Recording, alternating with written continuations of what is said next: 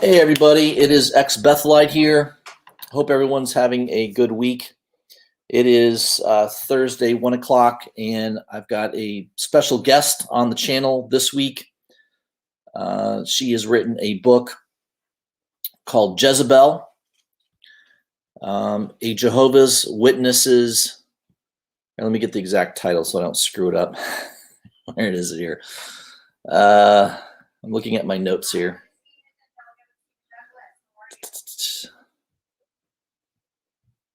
Yeah, here we go. Yes, Jezebel, a Jehovah's Witness, breaks her silence. So we're going to bring her in on the live stream, and we're going to ask some questions. We're going to get some really interesting insight, and it should be a good discussion. So here we go. Let me make sure I do this right. And here is my good friend Jezebel. Hello, Seth. Hi, everyone. How are we doing? I'm great. Thank you. Thank you so much for inviting me to be on your show. It's a real privilege. Yeah.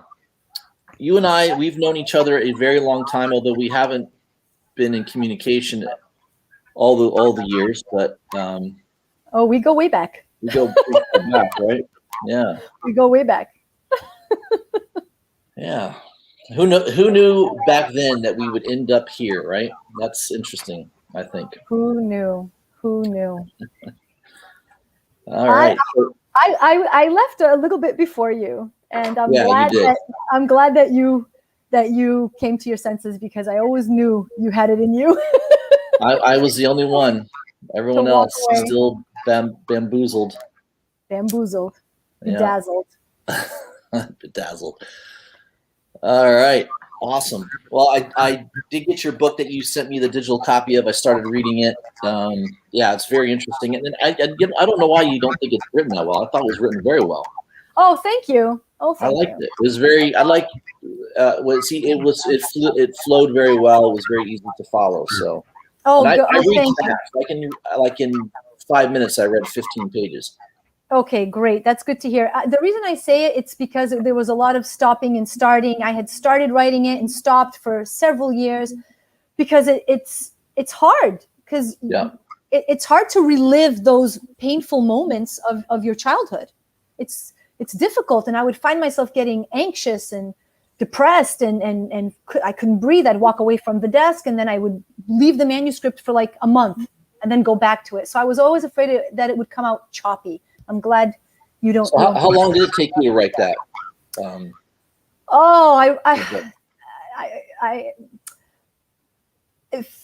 Like the physical act of writing it did not take longer than, a few months. It's just the span of time it took, because I would get upset and walk away.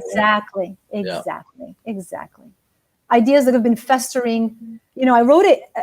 I think it's published. I think it came out in 2015 or 2017, and I had left the religion in 1997, and I had always, had the idea of writing something. So the ideas were in my head for, almost 2 decades, let's say. Yeah. Very good. Well, we've got some questions. I know I prepared some of this ahead of time, so we're getting some chat asking what's the name of the book. After this video posts on my channel, I will put in the description a link to the book and all that good stuff. So I'll have all that in the description. But the name of the book is Jezebel. I am Jezebel. Jehovah's Witness. Let me just make sure I got this right. A Jehovah's Witness breaks her silence. I am Jezebel. I'm sorry. I am Jezebel. I am Jezebel. A Jehovah's Witness breaks her silence. Yes. It's awesome. Yes. Let's see if I might be able to. Yeah, it is on Amazon, right? Yeah, it's on Amazon. It is on Amazon, and as of a couple of years ago, I made it available in paperback. I still don't have an audio version of it, but it is available as an ebook or on paperback. Super cheap.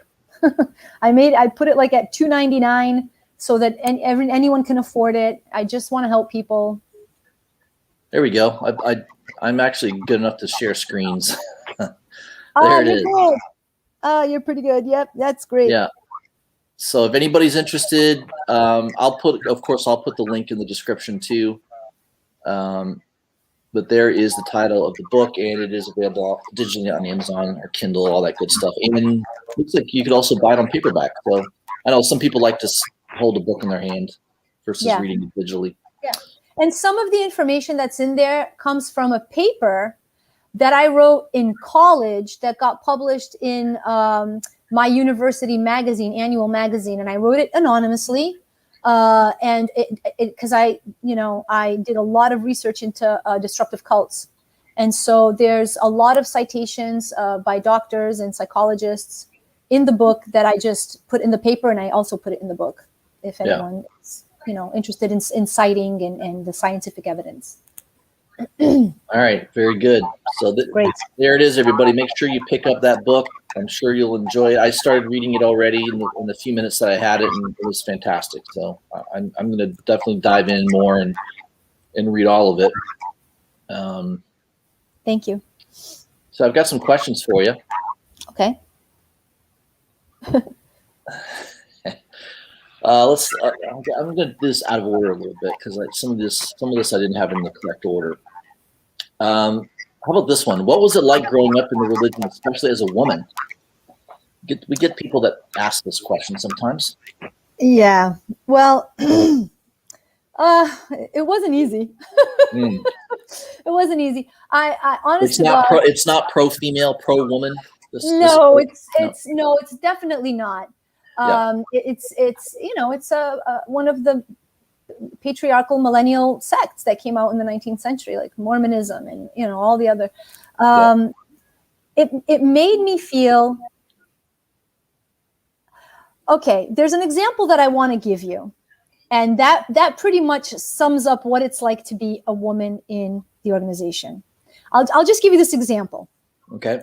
When I was 19 years old, I had a part. You know how they used to do the parts on stage, and you used to go up on stage with another sister, and you used to do a part because women are not allowed to give Bible talks or go up on the podium, right? Doesn't matter if you're articulate, intelligent, doesn't matter. You're not allowed, but you are allowed to do these little skits, okay? Right. And I was working at a bank at the time, and I had this part the same night, and I went directly from work to the Kingdom Hall. And I remember the dress I was wearing. I was wearing this beautiful red dress with a boat neck collar, 3/4 sleeves, cinched waist, and it was a very long, like a long dress. Imagine like a 50s dress, something Audrey Hepburn would wear, in this stunning red color, black high heels. My hair was dark. I was 19. Everybody's hot when they're 19, right? I was cute. 19, you're cute. I wasn't. I got better with age, Christine. I was not a hot 19. You were very good looking. I don't know. No. Yes, you were. You're good looking then, and you're a good looking man now. Don't cut yourself short. Don't sell yourself short. I've aged better, I think, somewhat. Back then, red dress on a brunette. Yes, that's exactly. So it was eye catching. I did the talk, and I'll never forget this. I walked off the stage, and there was an elder sitting on the side aisle, and he rubbernecked me. He checked me out up and down and turned his head as I passed. And I saw him do it, and there was an elder sitting behind him who saw the whole thing. At the end of the meeting, the elder who saw what happened asked to speak with me privately. And he came to me and said that I had the curse of beauty and that I should have a care in how I dress. And I said, well, I'm dressed. My dress is, very modest in style. And he says, yes, but it's very striking and eye-catching, and you're attracting the gazes of people. So in other words, and he wasn't the first one who gave me the whole beauty curse thing. I'd heard it 2 other times from 2 other elders. And basically it's this: you're a temptress. If a man in the congregation feels lust for you, you're to blame. Yeah. And that's a terrible thing to say to a young woman, because you start to feel doubtful every time you put on an outfit, every time you put on makeup, you start to worry about that. It's horrible to do that. It's a stupid thing to even believe and think in your brain. It's so dumb. Yeah.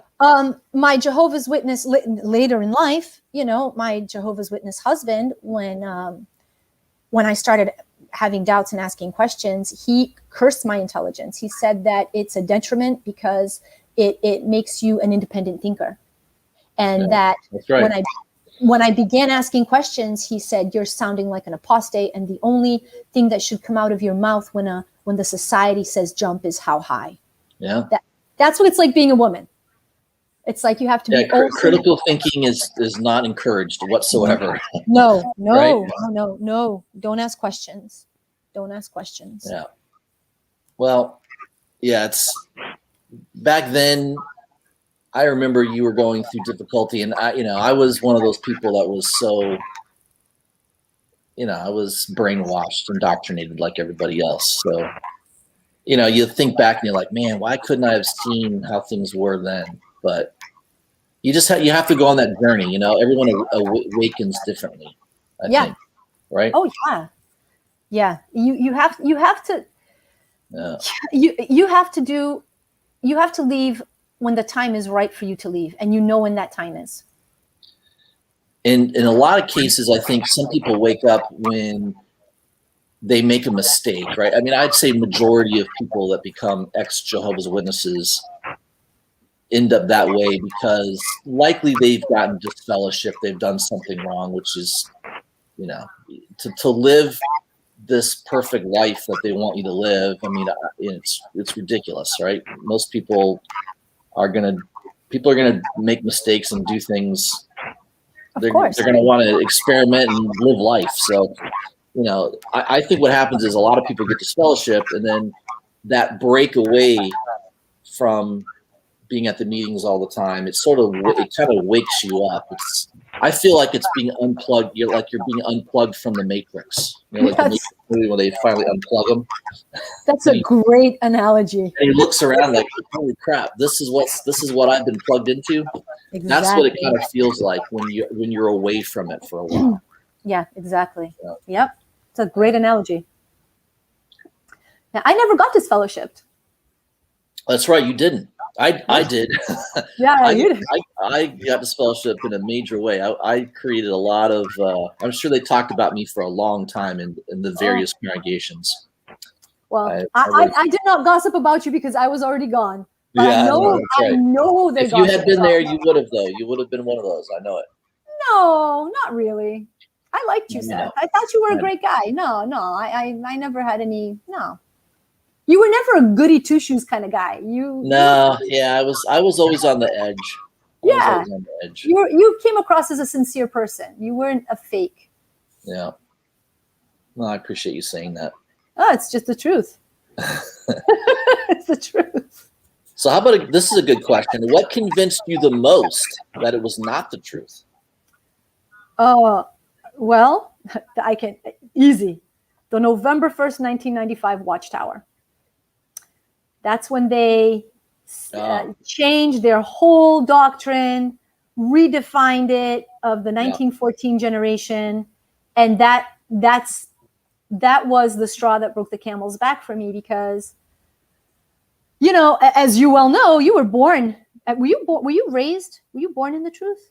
Oh yeah, my parents were. My parents were too. My parents were as well. So I was a third generation. Oh wow. Okay. Witness. All right. Both raised in it, and their parents came into the truth when they were. Well, my mom's dad. His father was supposedly one of the anointed people back in the turn of the century. I see. So yeah, it's pretty deep. Deep. My parents converted 2 years after the Doomsday Prophecy of 1975. Yeah. So what happened in 1975 came and went. In 76 and 77, you had there was a great exodus of witnesses that left the religion. That's right. A lot of people left back then. A lot of people left in 76 and 77. But the people that stayed doubled down and became even more zealous. Okay. Yep. And this is when my parents took me out of catechism. It was just before my first communion. So I was 7. I didn't get to do my first communion. They took me out of catechism And basically, they said, the church is wrong, catechism is wrong. We're now going to go into this new religion, and it's going to be great. And it wasn't great. It was horrible. And, all of a sudden I had birthdays, Christmas, everything taken away. All my friends, lost all my friends. I'm a pariah at school. And this is, and I'm 7 years old, almost, what's going on. Yeah. And I remember the elders used to preach Armageddon, Armageddon, Armageddon constantly, right? This was constant. We had a sister in our hall who just had a baby, and she had a closet, a cupboard full of canned goods because Armageddon was going to come. The elders would say that I wouldn't even graduate high school. My parents said the same thing to me. You'll never graduate high school. I remember them saying graduate high school. Absolutely. Well, to a 7-year-old kid, all of a sudden, this big, massive changes, this apocalyptic change.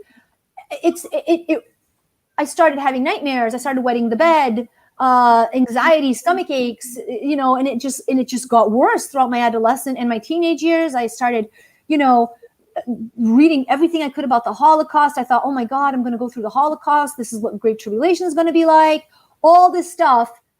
And then, a wasted childhood, a wasted youth. And then in 1995, we were wrong about that.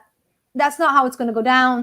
We really don't know when it's going to come. The 1914 generation that was supposed to be alive to see Armageddon, they're all dying. So They had to think of something. And all of a sudden, it's like, are you kidding me?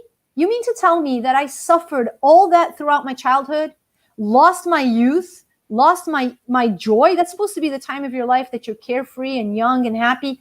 Yeah. And I went through hell. And now, and my husband at the time was like, oh my God, the light got brighter. And my father-in-law, who was like the presiding overseer of a congregation, came and said, you have to believe it. I'm like, I'm not going to believe this. I'm not swallowing this. Like this. The only way the light gets brighter is if everybody becomes dimmer. Right. Right. And so you can't think for yourself to buy that bull crap. Yeah. It's totally. That is the most, that you've just coined the most perfect phrase. You can't get brighter unless people get dimmer. And I thought, there's no way. That's what it shattered me. That watchtower shattered me. I fell into a deep depression. Stopped going to the meetings. Stopped. Yeah. It just went down. It just snowballed down from there. Just snowballed. I briefly remember that period of time. Yeah, I do remember some of that you were going through difficulty. I feel bad. I feel bad because I didn't reach out to you. I didn't. I wasn't that good. Don't feel bad. Don't feel bad. Don't feel bad. I understand. I wasn't in the right frame of mind back then anyways. I wouldn't have been able to help you much. Yeah. No judgment. I get it. A lot of people didn't reach out. And it's fine. It's fine. Like, what could they say? What could they possibly say? If you're a faithful witness, what can you possibly say to someone who's like, I'm done. I'm not swallowing any more of this. Sorry, bullshit. Sorry, excuse my language. I'm not swallowing any more of this. I already sacrificed my entire youth and health, because it's not healthy to be, with anxiety attacks and sleep paralysis, night terror. I suffered bulimia in my marriage. I was throwing up 3-4 times a day. Nobody knew this. Nobody knew this. Yeah. Nobody knew. So this next question ties into that a little bit. What do you think the greatest to the cult is today? I know you kind of touched on it. I'm sorry, what? What do you think the greatest threat is to the cult today? Well, the internet. Yeah. The internet, because in 1995, that's when my husband bought a home computer, and he plugged it up with AOL. See, if you never bought that home computer, you would have stayed a faithful little witness wife. Oh God, I don't know. I don't know. No, it was just a matter of time. It was just a matter of time. No, I just started doing research, and I found out about all the charlatan shenanigans that went on in the organization in the early days, and the foundation, and Charles Taze Russell and Judge Rutherford, and what's the name of the mansion? Bethanin? Oh, Beth Sarim. Yeah. Beth Sarim, Miracle Flower, you name it. I found it on the internet. And when my husband found the stack of papers I had printed out, my goodness, he was so angry. And he's, I'm an apostate. You're acting like an apostate. And you're acting like an apostate. The indoctrination is very deep. It's hard to wake people up. It really is. It's very difficult. The book that I read that really made me see the Jehovah's Witness organization for what it is was Raymond Fran's book, The Crisis of Conscience. Yeah. That book proved because the Jehovah's Witness just badmouthed Raymond Franz when he was, when he left the organization. They badmouthed. Yeah. He was one of the anointed, one of the governing body. Yeah, he was one of the governing body, correct. Yeah. And his book, we can't read his book. He's an apostate. And then you read the book and it's like, wait a second, this man's writing is someone who was deeply concerned. He was very loving in what he described in the book, and he never badmouthed the organization. Right. The organization badmouthed him. Yeah. That tells me everything I need to know. Well, in the last few presidents they have, I know they don't have a president now, but when I was in Bethel, they did.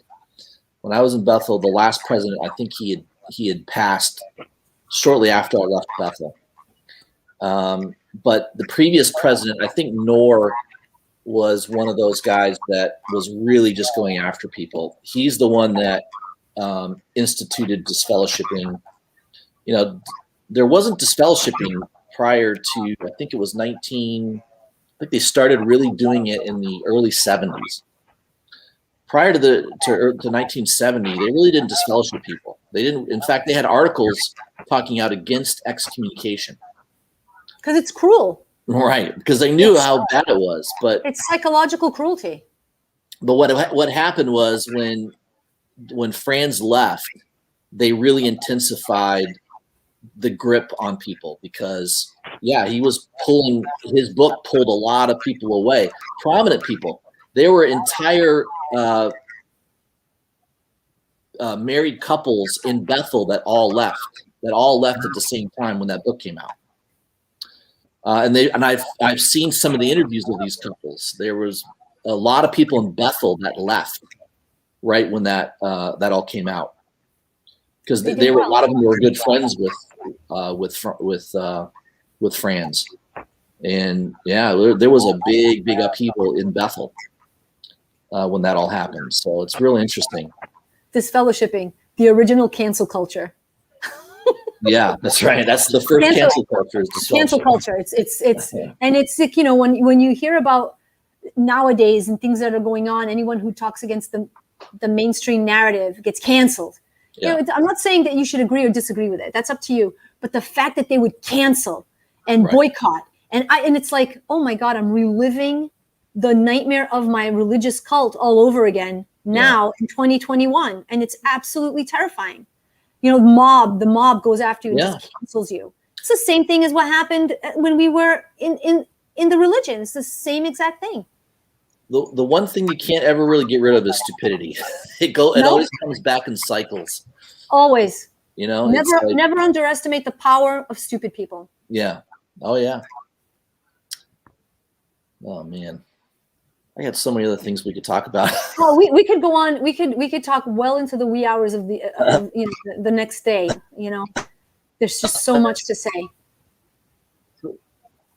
So what would your advice be to somebody today who's, we hear this word PIMO, right? People that are, there's witnesses that watch my channel. I know they do because they comment on my channel, right? And I know it's a Jehovah's Witness that's making that comment.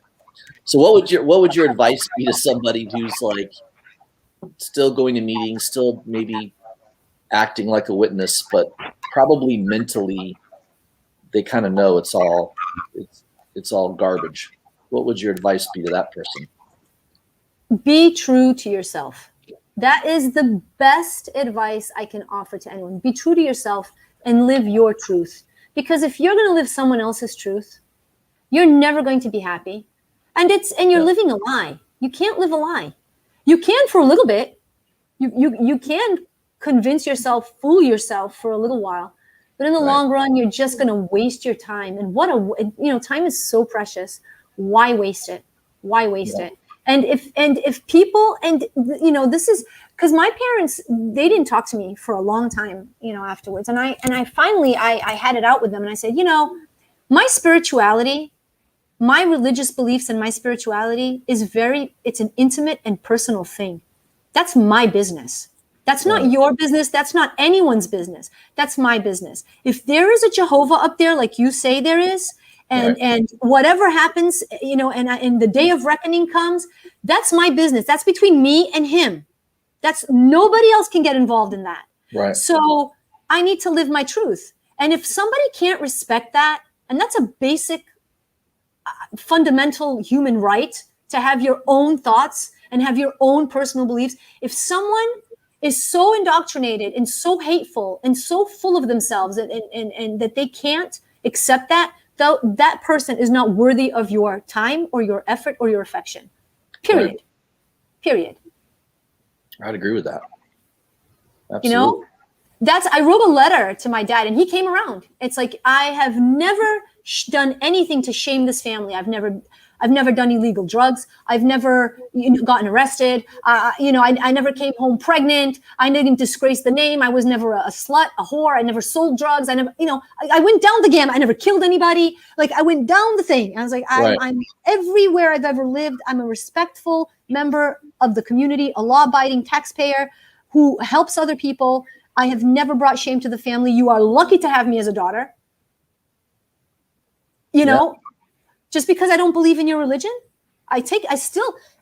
Seth, okay, let's be honest. Let's give the Jehovah's Witness organization, let's give them their due. For the most part, the teachings are good biblical teachings from the Bible. Don't kill, don't steal, live an honest life, do unto others as you would have them do unto you. This is all good advice. This is all good advice to help people be good people and be able to get along in society. But you can find this advice in other religions. Right. They don't own that the morality, right? They don't own that. Yeah. I have friends who are atheists who hold that morality.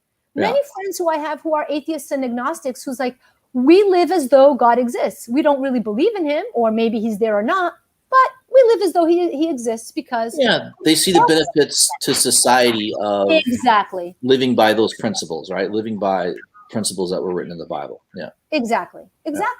So I told, it's like, I still have those principles. They're ingrained in me. But even if my parents had been Catholic, I'm sure they would have instilled in me a strong moral character and the same principles.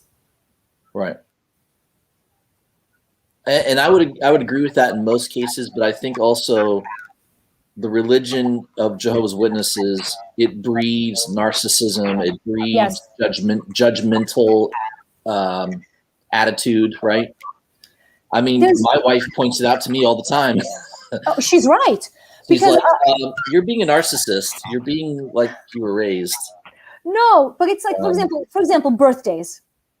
Okay, shouldn't birthdays be something that you decide to do if you want to do? Yeah. Isn't that open to interpretation? Yeah. So because there's two bad examples in the Bible of people, being beheaded. There's certainly nothing that warrants disfellowshipping for celebrating a birthday. But will they disfellowship you if you celebrate your birthday? Oh, that I don't know. They will. Yeah, they will. They absolutely will. Yeah.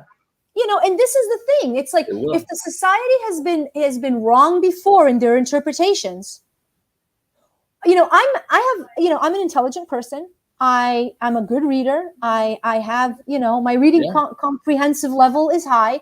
I can take the Bible, read it, and interpret it. I don't need someone in a governing body to do it for me. I don't need to have regurgitated, their regurgitated version of what the Bible is. I'm perfectly capable. I also have a degree in history. So, I'm perfectly capable of deciphering what I'm reading. And if I want to celebrate my birthday, I should be able to. If this was a reasonable religion, you should be able to do that. But didn't Jesus say, if you take beyond what is written, that it's wrong, that it's evil? And so, for instance, I don't smoke cigarettes. I do smoke a cigar once in a while. I like to smoke a cigar. Right. But there's nothing in the Bible that says you can or can't smoke tobacco. Now, and so what they do is they take the principle of cleanliness, right, which has nothing to do with smoking, and they extrapolate that and say, well, that applies to smoking cigarettes, and they disfellowship you over it, right? That's another thing that a lot of people left when they made that a disfellowshipping offense, which I think was in the mid 70s. They decided, hey, we're gonna disfellowship people if they smoke. Yeah.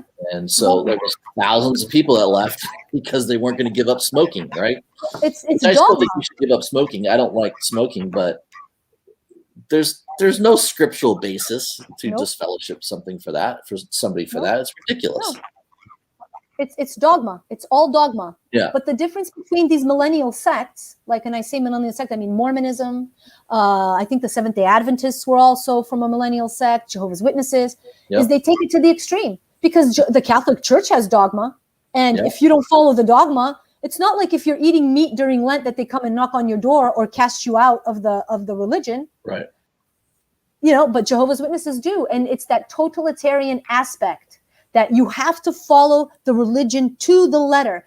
Any deviation is already a reason for you to be ostracized, bullied, threatened, you know, canceled. That's what makes a cult. How do you know it's a cult? It's because what happens after you leave.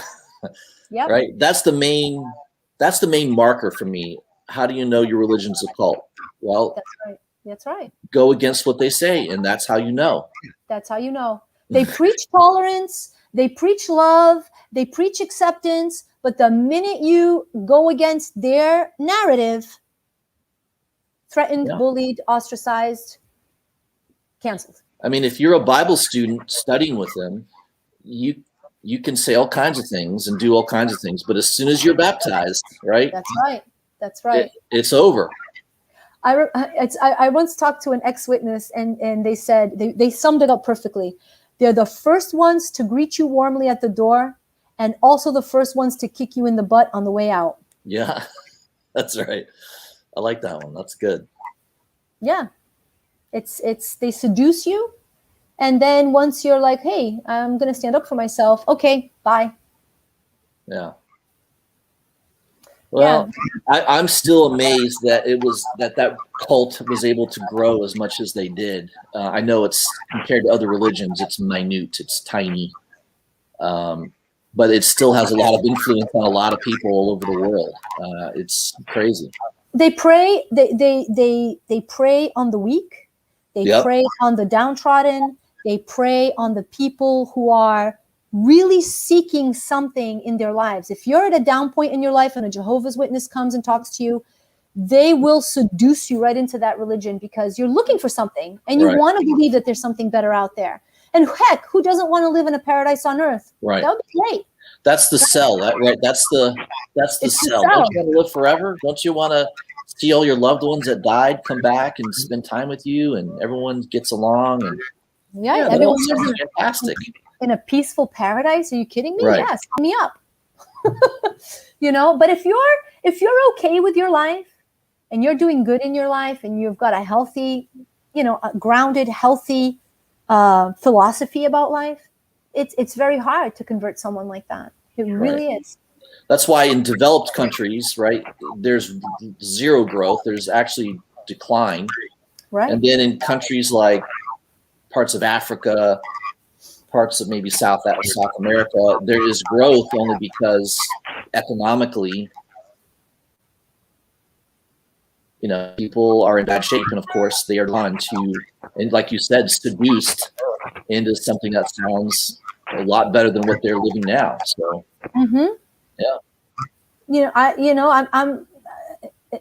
it's so obvious to me. It's so obvious to you. It's just not obvious to the millions who are in it. Yeah. It's not obvious to my parents yet. That's for sure. Which is a shame because you have a beautiful wife, you have 2 beautiful kids, you have such a nice family. I can't imagine any parents that wouldn't feel proud and want to spend time with you. Yeah. And spend time with the grandkids. Hey, at least I'm entertaining to spend time with. I would be entertaining. It's definitely it's sad because it's definitely the law. It's definitely your parents' loss. It's their loss. Yeah, over time, your anger turns more into pity, doesn't it? When you have people that that have that mentality still. It's so sad. With you have a decent relationship with your family. I'm glad you were able to sort of. I do. Yes, I do. I have a decent relationship with my family. We don't talk about religion. Half my family's in, half my family's out. We don't talk about religion. And the reason half is out is because after I left the religion, there were wild rumors going on about me. Wild rumors going on about me. And I had left to go live with, because my cousin said, I moved out of state to another state. And my cousins had said, why don't you stay with us until you get on your feet? And the first thing I did was enroll in university.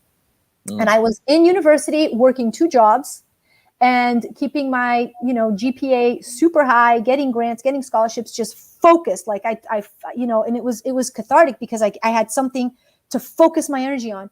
And meanwhile, here I am, working, studying, doing all this. And meanwhile, back at the ranch, they're making up all these crazy stories about me that I'm like with men and doing drugs and going to frat parties. And it's like, you've got to be kidding me. And my one of my parents realized that it was such a big lie. And that parent is no longer a witness. Yeah. Because of that, because of the gossip and the lies that went on about me. So one of my siblings and one of my parents left. Wow. Because my conduct was correct, not theirs. Yeah, so I know who's still in your family. Yeah, I know you do. Yep. And that's fine. And I respect the ones who stayed in. Like I said, religion is a personal matter. Right. It's none of my business. So we don't discuss religion.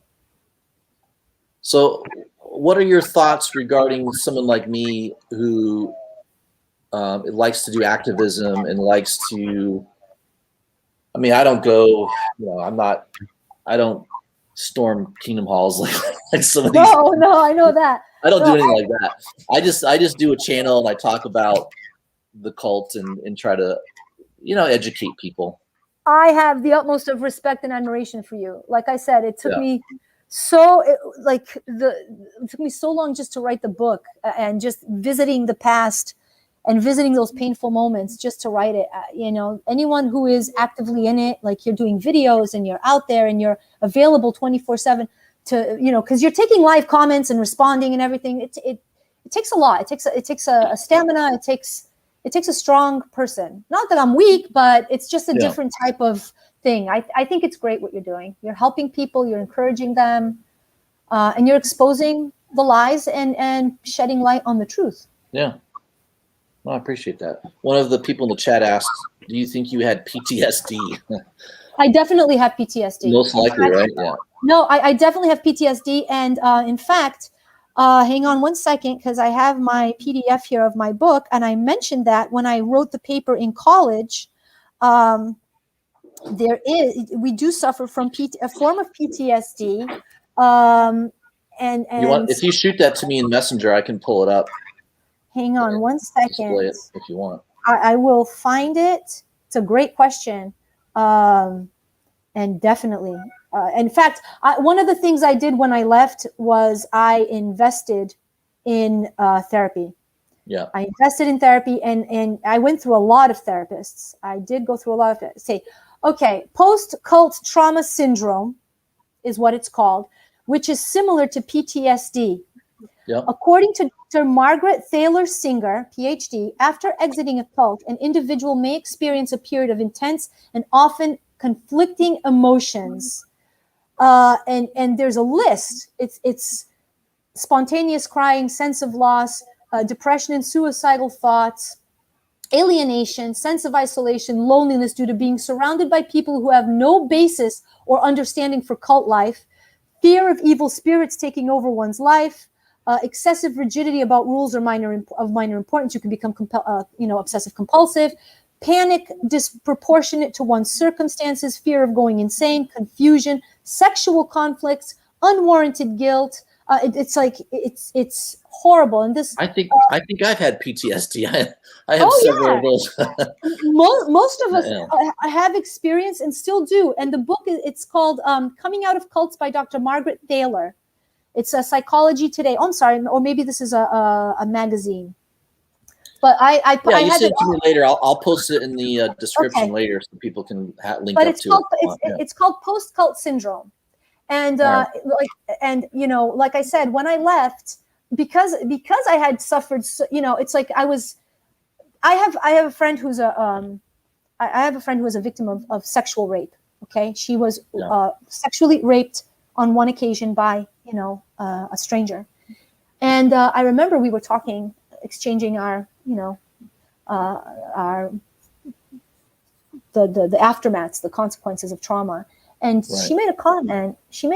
She's like, I almost wonder if it's worse for you because, being mentally raped daily by the people you love and the people you trust versus one act committed by an act of violence committed by a stranger. It's almost, it's not as violent as a sexual rape, but being mentally raped and emotionally raped every day for 20 years by people who are supposed to be taking care of you. Right. It's the biggest deception of all. And it takes time. It takes time to overcome that. Now, what about forgiveness and people that created that trauma for you? Did that take a long time to overcome? Yeah, well, I was angry for a long time with my parents, and then as you get older, you mature and you realize that they are victims as well. My anger is now focused not so much on the people in the congregation, because my anger is focused at the top. Yeah, the big fish. That's what I've always said. Most of the people, most Jehovah's Witnesses, they're very nice people, right? Yes. They've had a good moral upbringing, but they're obviously, they don't think for themselves. They're sheep, and the blame is at the top, right? As it should be with any organization. It should always be at the top. Yeah. Because and I remember one of my parents has come to me and apologized, and said, I thought I was doing the right thing. I honestly, in my heart, believed I was doing the right thing, and I was doing what was best for you. And if it wasn't the best for you, I am sincerely sorry. And I accepted that apology. Because if someone that probably wasn't easy for them to do, right? To say that. It was not. It was in the midst of a fight, and I was arguing, and that came out, and I calmed down immediately, and I said, I am going to take that apology, and I accept your apology, and I forgive you, because there's a difference between someone hurting you out of malice and intentionally, and someone hurting you not wanting to hurt you because they truly believe they were doing the right thing. And that's a lot easier to forgive. Yeah. And that's a good point. That is a good point. If they're hurting you because they really believe they're doing the right thing and it's for your benefit, it's much easier to forgive. And that's what most parents or whatever relatives that shun people, that's what they think, right? They think that they're helping you. Yeah, they do. They think it's if I don't talk to you for 20 years, you're somehow going to come back into the truth, right? If I don't talk to you, which is to the normal person, that's absolutely insane to think that way. And you can have a perfectly healthy relationship with your family. Just don't discuss religion and the Bible. Once in a while, my father, well, I almost gave away which one of the parents, but once in a while, one of my parents will say, oh, these times are tough that we're living in. Like the Bible said, it's the times of the end. And I'll agree with him. I'll agree with him. He slips that in a little bit, right? Yeah. Slips that in a little bit. And I'll agree with him. I'll be like, you know what? Yeah, you're right. It is crazy out there. Maybe, I hope you're right. I hope that's what it is. I hope that Armageddon comes fast and wipes out this I hope you're right. What else can you say? Am I gonna fight with an old man? No. Yeah. What can you say? And I think that's a good approach to have towards it. If you can be on speaking terms with your family who may still be in the religion, in the cult, try to approach it from let's have boundaries. Let's not cross these boundaries. Yeah. Right? And here's another thing that helps. Okay. I don't view myself. I know that we're living in a time that victim culture is celebrated. Everybody's clamoring and raising their hands to be a victim, you know. I don't adopt that. I'm not a victim. Okay. Right. Victim is a child. I was a victim when I was 7 years old. I was a victim when I was 12 years old. I was a victim when I was underage. As an adult, you're no longer a victim. As an adult, you are free to make your own choices. I'm a survivor. Okay. And I remember the last time I was invited to speak at this women's group, because they were wanting to talk to people who were cult survivors, whatever. And when I came out and was like, I'm one of the luckiest people in the world. I was born and raised in the United States of America. Right there. That's a lottery. You already won the lottery there. That was exactly the terminology I used. I said, right there, I won the lottery. Yeah. I was born in a first world nation, which means I survived childhood with many countries around the world. You'll die of dysentery by the time you're 4. Yeah. I got vaccinated, clean water, food in my belly. I had, I had everything. Okay. I went to school. I learned how to read. I learned how to write. So right there, I won the lottery.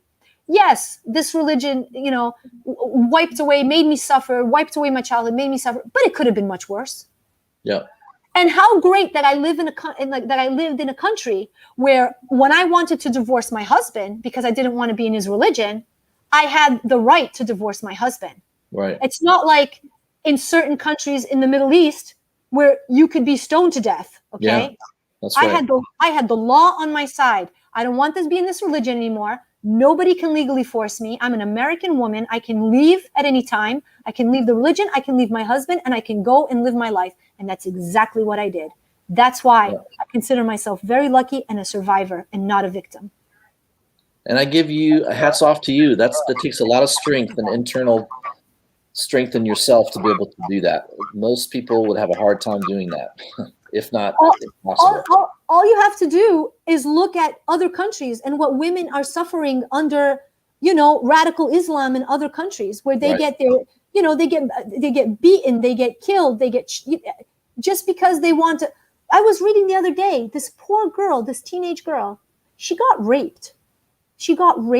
And her uncle killed her. So on top of her being this poor child being raped, her uncle killed her because she was now a dishonor to the family. Yeah. Can you imagine? Yeah, I won the lottery. Yeah. Absolutely. Yeah. Or you could have been born in North Korea. That would have been really bad. Right? So it's like you have to adopt the attitude of gratitude and look at all the positive things in your life. Yeah. Because when you turn around and look over your shoulder, there's always someone who's way worse off than you are. Yeah. So dwelling on, the past and soaking in it, marinating in pain, and I'm a victim, it's not going to do anyone any good. Cut your losses and go. Just look forward. Yeah. Learn from it. Great advice. Learn from it. Help others if you can. Yeah. But go forward. Always move forward, right? Yeah.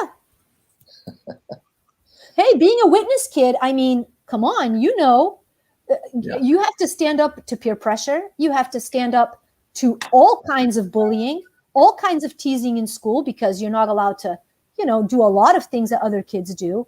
That builds character. That builds strength. You got to take the negatives in life and turn them into positives later. At least a few things that came out positive. And speaking ability, right? You have a great speaking ability. I can speak pretty well. That's trained into you, right? Yes. You're not afraid to talk in front of people, right? That's sort of one of the benefits.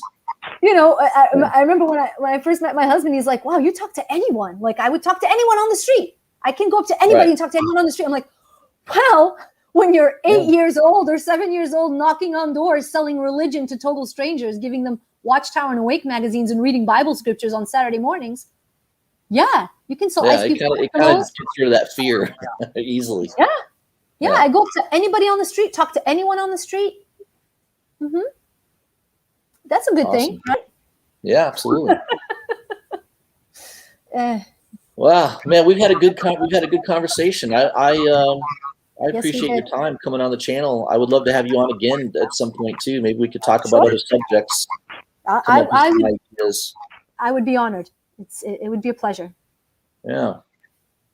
All right. Well, everybody, that does it. That's what I wanted to have Jezebel on the channel today. I appreciate her time and her experiences, and I appreciate everybody that tuned in the chat, and I'm sure most of you will watch this in replay. I will also post a link to her book and a few things in the description, so make sure you check that out. All right, everybody. Thanks a lot. Thanks again, Jezebel. Thank you, Seth. It was a pleasure. Bye, everyone. Yeah. Bye.